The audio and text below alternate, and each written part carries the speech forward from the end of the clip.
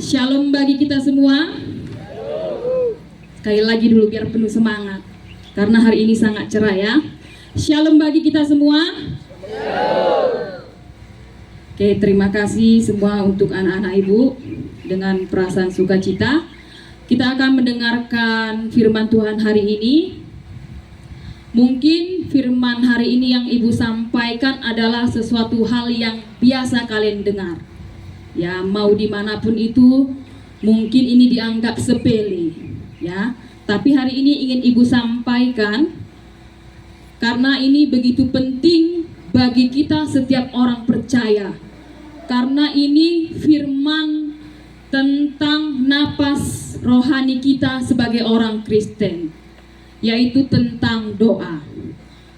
Adapun nats yang saya ambil dari Filipi 4 ayat 6 sampai 7.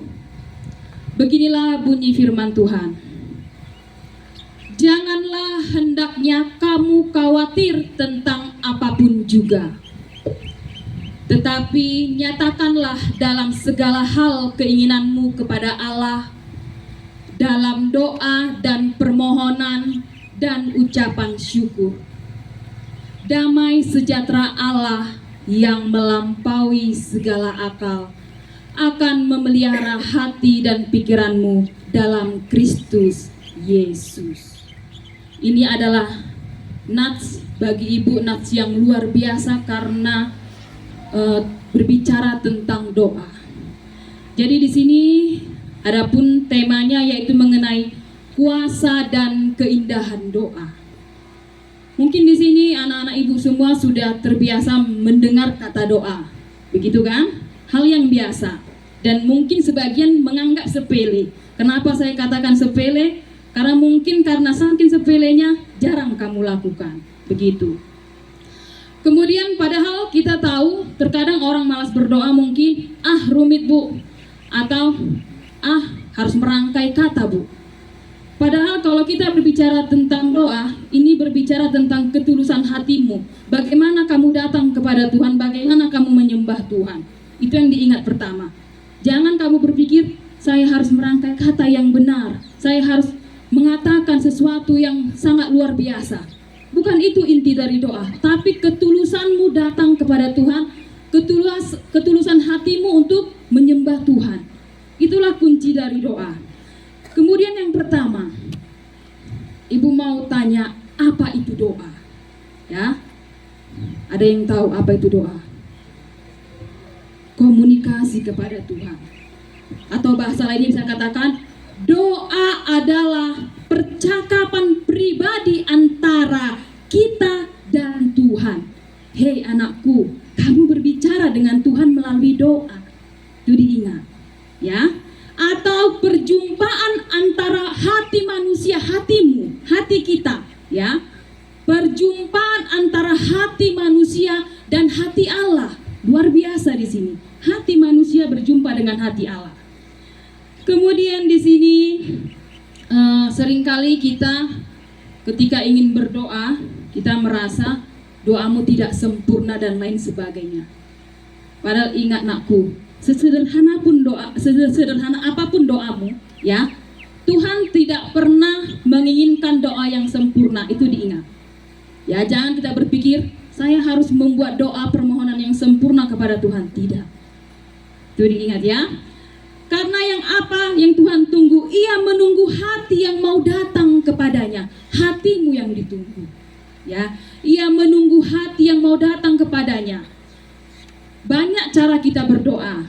Ya, ada orang berdoa mungkin dengan berteriak, mengeluarkan suara, ada. Ada orang berdoa mungkin dia sambil menangis ketika masalahnya atau bebannya begitu berat. Ada orang berdoa dengan hening, dengan diam. Ada. Tapi ingat, ya. Dengan cara apapun kamu berdoa, yang Tuhan lihat anakku adalah isi hatimu. Isi hatimu yang Tuhan lihat. Dengan cara apapun kamu berdoa, karena Tuhan mendengar setiap seruanmu. Setiap seruanmu dalam doamu Tuhan dengar. Dengan cara apapun kamu berdoa. Karena Tuhan melihat isi hati, bukan sekedar mendengar suara bibirmu. Itu yang pertama. Kemudian, mengapa orang Kristen atau kita harus berdoa? Mengapa kita berdoa? Di sini ada 3 bagian. Yang pertama, karena doa mendekatkan kita kepada Tuhan. Kalau kita sudah merasa jauh dengan Tuhan, datanglah kamu berdoa. Datanglah kamu berdoa. Saat kita berdoa, kita menyadari bahwa kita butuh Tuhan, bahwa kita tidak bisa hidup sendiri. Saat kamu berdoa, doa membuat kita berhenti bergantung pada diri sendiri dan belajar bersandar pada kasih Tuhan yang setia. Kalau kamu memang merasa tidak bisa hidup sendiri, datang kepada Tuhan. Berdoa kamu, karena kita butuh Tuhan. Kita masih sebagai manusia. Yang kedua, karena doa membawa damai. Seperti ayat tadi dikatakan, janganlah khawatir, tetapi nyatakanlah keinginanmu kepada Allah. Janganlah khawatir, tetapi nyatakanlah keinginanmu kepada Allah. Karena saat kita menyerahkan semuanya lewat doa, hati kita menjadi lebih tenang. Itu diingat. Jadi ketika ada apapun masalah kita, ya, kamu datang kepada Tuhan berdoa. Karena saat kita berdoa, kita menyerahkan semuanya lewat doa, maka hati kita menjadi tenang. Itu diingat, hati kita menjadi tenang. Bukan karena masalah selesai, ingat itu Mikael, ya. Kalau kamu datang berdoa kepada Tuhan, bukan karena masalah selesai. Terkadang manusia terlalu egois. Kenapa egois? Ketika datang kita kepada Tuhan, kita berharap masalah selesai. Padahal tidak begitu. Tapi justru ketika kita datang kepada Tuhan, bukan karena masalah selesai, tapi kita untuk menenangkan hati kita. Jadi ketika kita punya masalah apapun, silahkan kita berdoa. Nah, kemudian yang ketiga, doa mengubah hati kita. Ya, dengan kita berdoa, doa mengubah hati kita. Karena kadang Tuhan tidak langsung mengubah keadaan. Mungkin ketika kita punya masalah keluarga dan lain sebagainya, kamu berdoa, Tuhan, kenapa masalah ini datang dan lain sebagainya. Tolong ubah keadaanku. Tapi Tuhan berkata lain. Tuhan tak mengubah keadaanmu mungkin, tapi Dia mengubah hatimu. Kenapa Tuhan ubah hatimu? Agar engkau siap menerima keadaan tersebut. Itu diingat. Karena bukan kita yang mengatur Tuhan. Kemudian kita berdoa bukan untuk memberitahu Tuhan apa yang kita mau. Karena manusia ini egois, ya kan? Tuhan, beri aku kepintaran. Tuhan, beri aku kekayaan. Tuhan, beri aku lain sebagainya. Kita mau meminta terus, kan begitu kan? Tapi ketika Tuhan tidak jawab, bagaimana? Kan begitu. Tapi dari sini kita belajar, kita berdoa untuk apa? Untuk menyelaraskan hati kita dengan kehendak Tuhan. Ya, apa yang Tuhan mau, bukan apa yang manusia mau. Jangan kita berpikir kita berdoa karena kita mau pintar, kata kita mau lain sebagainya. Tapi karena kita mau menyelaraskan apa yang Tuhan mau atas hidup kita, atas kehendaknya. Kemudian ini sering menjadi bertanya terkadang kepada diri sendiri, termasuk ibu, ya.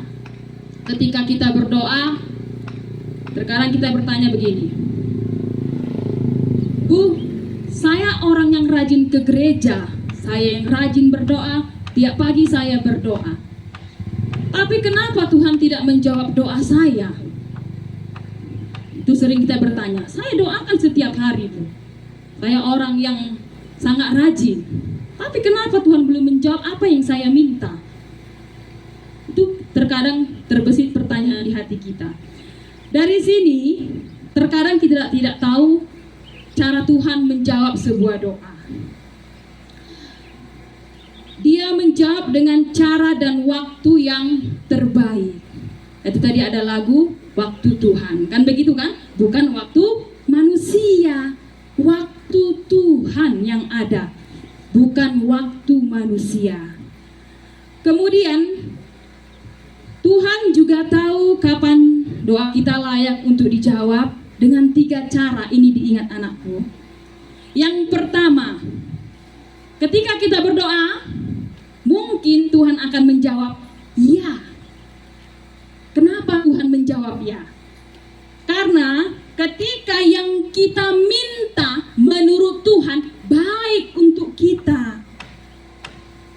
Ketika kamu mendoakan sesuatu menurut Tuhan itu baik untukmu anakku, maka Tuhan akan menjawab iya. Itu diingat.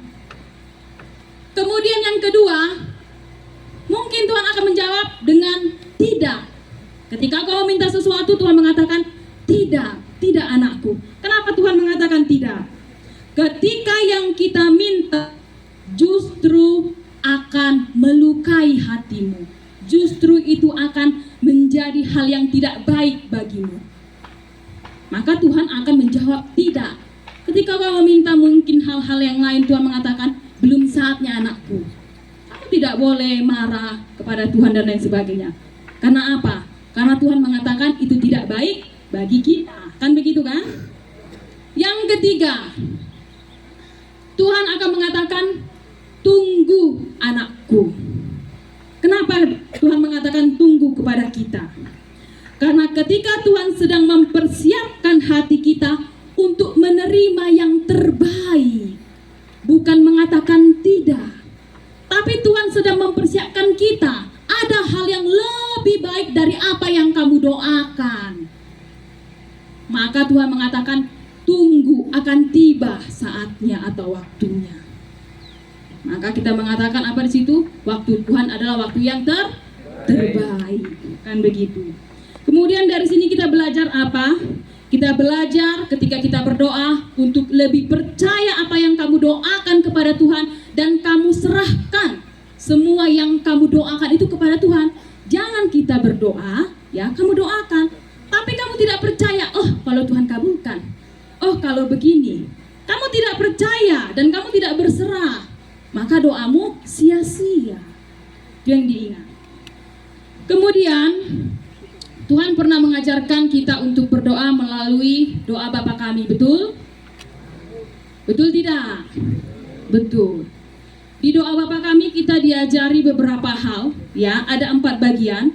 Yang pertama ketika di doa Bapa kami yaitu memulai dengan kita menyembah.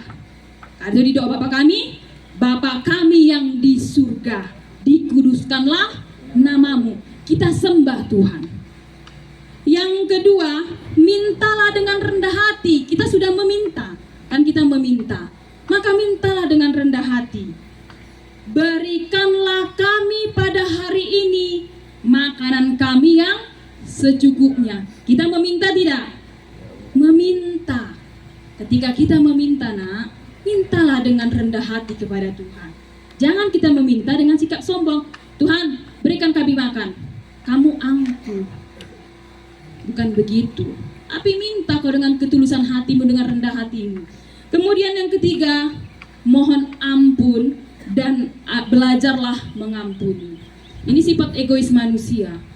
Dia meminta ampun.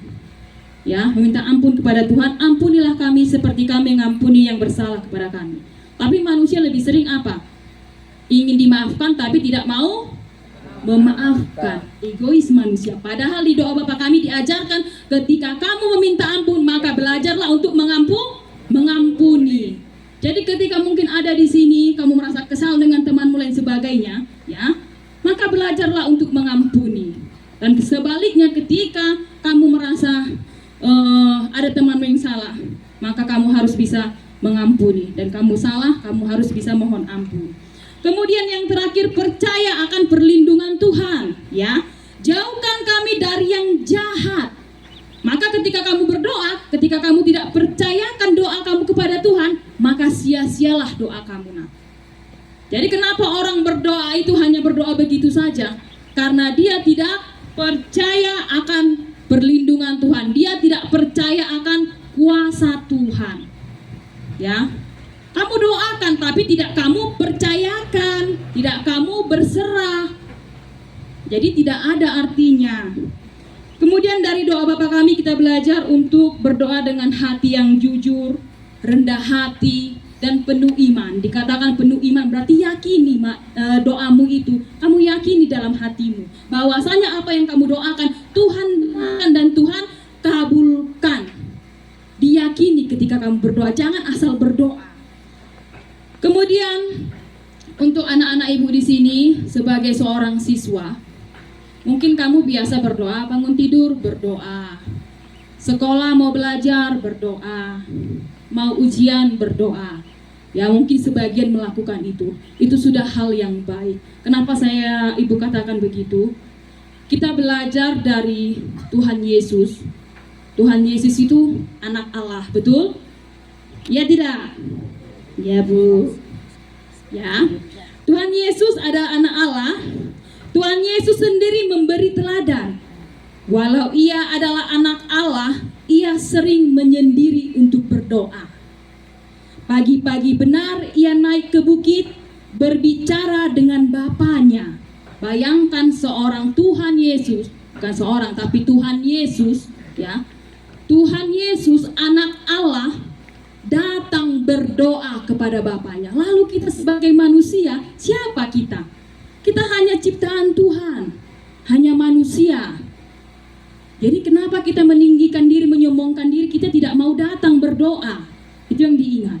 Tuhan Yesus saja datang kepada Bapanya untuk berdoa. Lalu siapa kita manusia, kita jual mahal, tidak mau kita datang untuk berdoa. Luar biasa kan? Kalau kita tidak mau untuk berdoa.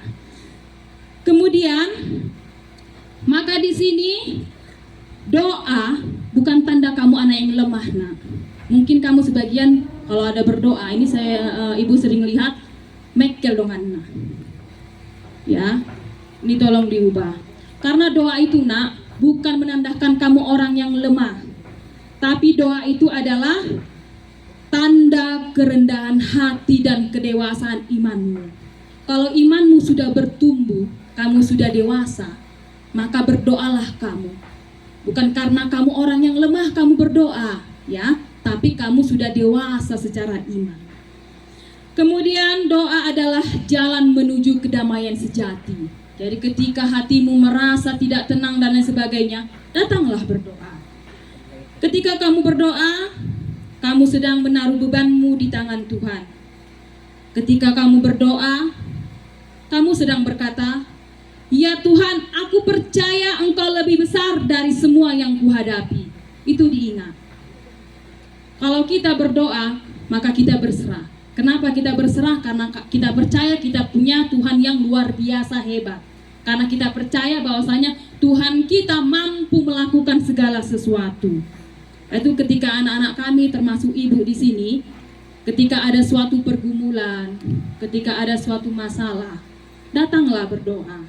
Karena kita percaya Tuhan akan memberikan jawaban yang terbaik, ya. Dan doa bukanlah kewajiban melainkan keistimewaan, ya. Karena kalau kau tidak melakukan itu, tidak ada yang memarahi kamu. Maka itu dikatakan doa bukanlah kewajiban melainkan keistimewaan. Doa bukan beban, melainkan hadiah kasih. Dikatakan di sini hadiah kasih karena Tuhan masih memberikan kita sampai saat ini apa? Napas kehidupan. Maka Tuhan memberikan kita napas kehidupan, itu adalah hadiah kasih. Maka kau diberi kesempatan untuk berdoa. Itulah alasan dikatakan hadiah kasih.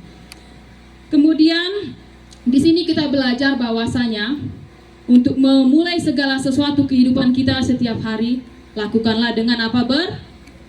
Berdoa. Jadi jangan ada lagi anak-anak ibu sini malas untuk berdoa. Kalau kamu tidak bisa bernyanyi dan sebagainya, melakukan penyembahan, berdoa saja, nak. Di kursi ini kamu bisa berdoa karena Tuhan tidak pandang tempat di mana kamu berdoa. Mau di kelas, mau di kamar kamu, lain sebagainya, silahkan kamu berdoa. Hanya ketika ujian Tuhan lindungi hamba, Tuhan mampukan hamba, itu doa. Maka lakukan hal-hal yang kecil tapi berdampak besar, ya. Di sini ada sebuah lagu yang memang dari ibu kecil. Ini lagunya sudah lama. Ibu selalu senang mendengarkan lagu ini. Kenapa? Karena ketika setiap masalah yang saya hadapi, saya kembali ke diri saya dulu. Ketika ada masalah apapun saya hadapi, saya selalu lagu ini menjadi motivasi saya sampai detik ini ibu berdiri di sini karena lagu ini. Dia judulnya Dia Hanya Sejauh Doa. Jadi kalau ada anak-anak ibu di sini yang tahu lagu ini, boleh dinyanyikan bersama-sama. Silahkan Pak Tumeang.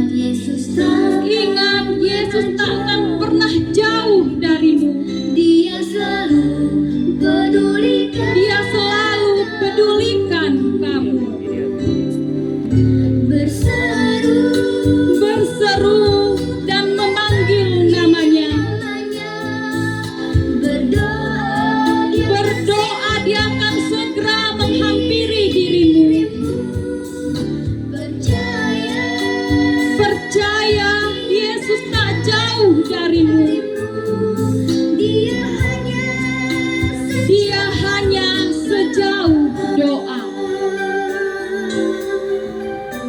Jadi ini merupakan lagu yang luar biasa bagi pribadi ibu. Karena ketika masalah yang datang menimpa dan saya merasa tidak ada solusinya apapun itu, saya tidak menerima jawaban apapun itu, maka jalan terakhir yang saya ambil adalah berdoa. Karena apa? Tuhan hanya sejauh doa. Dia tidak membuat jarak antara manusia dengan Tuhan. Tidak ada jarak. Tuhan berusaha mendekatkan dengan manusia, tapi manusia tidak mau dekat kepadanya. Di sini kita belajar bahwasanya lewat doa kita berjalan lebih dekat dengan Tuhan setiap hari. Lewat doa kita belajar bersyukur, sabar dan mengampuni. Lewat doa pula kita menemukan kedamaian sejati. Bukan karena kita manusia yang sempurna, itu diingat, bukan karena kita sempurna, tapi karena kita punya Tuhan yang sempurna. Karena ada Tuhan yang luar biasa yang beserta kita hingga di saat ini, maka kita ada di sini. Amin. Kita berdoa.